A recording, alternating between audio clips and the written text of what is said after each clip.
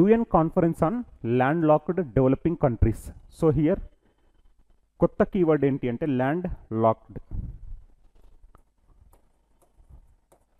Locked కొత్త keyword.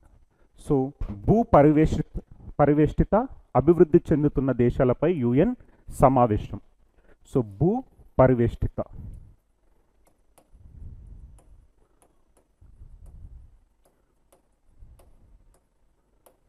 So land locked అంటే ఏంటి అంటే 4 సైడ్లు టోటల్ ల్యాండ్ ఉండదాన్ని మనం ల్యాండ్ లాక్డ్ అంటున్నాం.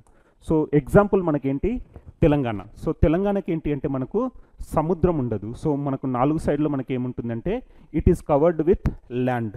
So Telangana is a landlocked state అంటాం. Telangana is a landlocked state. So అదే మనకు ఆంధ్రప్రదేశ్ తీసుకుంటే ఒక సైడ్ సముద్రం ఉంటుంది కాబట్టి ఏంటి అంటే ఇది ల్యాండ్ లాక్డ్ స్టేట్ కాదు. So Telangana is known as landlocked state. అంటే ఏంటి 4 సైడ్లో మనకి ఏంటి అంటే భూమి ఉంటే దాన్ని ఏమంటున్నాం ల్యాండ్ లాక్డ్ అంటాం. So it is covered with land in 4 directions. So అలాగనే ఏదైనా కంట్రీ కూడా 4 డైరెక్షన్స్లో కవర్డ్ విత్ ల్యాండ్ ఉంటే దాన్ని మనం ఏమంటున్నాం ల్యాండ్ లాక్డ్ కంట్రీ అంటున్నాం. దాన్ని మనం భూ పరివేష్టిత అంటున్నాం. సో ఇక్కడ ఏంటి అంటే మనకు తెలంగాణ ఒక భూ పరివేష్టిత రాష్ట్రం. సో తెలంగాణ ఒక భూ పరివేష్టిత రాష్ట్రం. ఎందుకు అంటే మనకు 4 సైడ్లో మనకి ఏంటి అంటే భూమితో